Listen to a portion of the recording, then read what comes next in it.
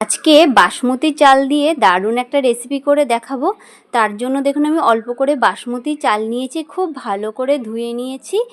এখন 10 মিনিটের জন্য ভিজিয়ে রেখে দেবো। এখন আমি উনুনটা ধরিয়ে নিচ্ছি।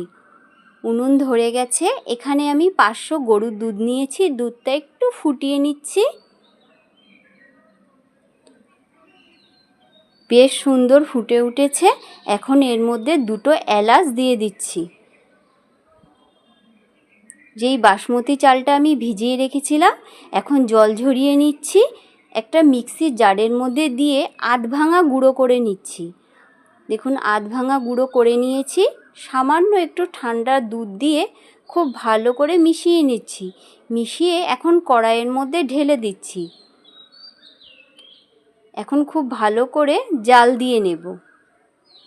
দেখুন চালগুলো বেশ সুন্দর সেদ্ধ হয়ে গেছে। সামান্য একটু মিষ্টি দিয়ে দিচ্ছি।